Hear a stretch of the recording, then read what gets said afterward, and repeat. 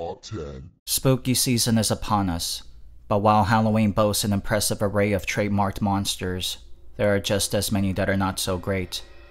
And while this channel normally deals with animals and animal-adjacent creatures and our link to Halloween monsters is tenuous at best, we've compiled a top 10 list of the worst ones anyway. Because who cares in the end? Nothing matters. We don't matter. Candies increase the likelihood of diabetes, and we sometimes get chocolate bars infested with maggots. We've all collectively stopped caring a long time ago. So here's the list in no particular order. Number 10. Frankensteins Monster has not seen much traction in recent years. These human jigsaw puzzles with neck bolts are brought up in conversations only to correct others when they refer to them as Frankenstein and not Frankensteins Monster. Their legacy is no longer about the horrors of scientific advancements and humans playing God, but idiots using this one piece of trivia to flaunt their knowledge.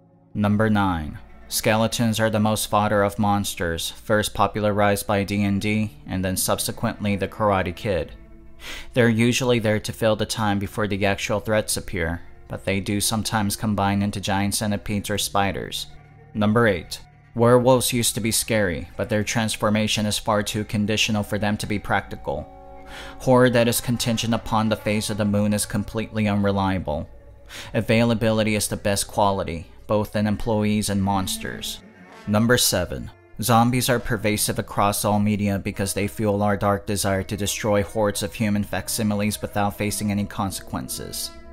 These monsters are slow-moving and dim-witted, truly demonstrating how miserable we are as people that we dream of fighting against those who are mentally and physically inferior. Number 6. Mommies first began as zombies wrapped in toilet paper. Since then, they've been rebranded as hot supernatural beings who can control sandstorms, losing any defining characteristics that made them stand out.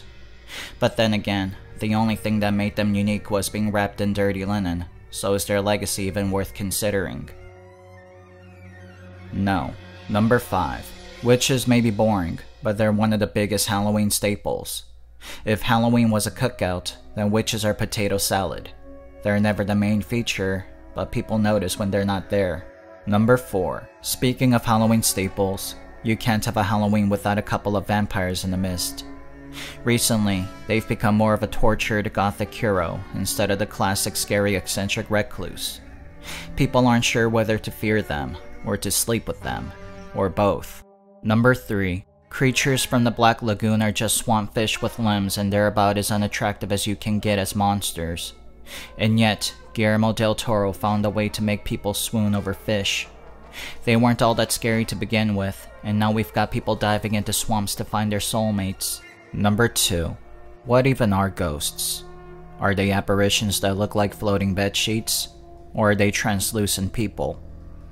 Will they ever answer, or are they just gonna continue to float in place like a bunch of idiots?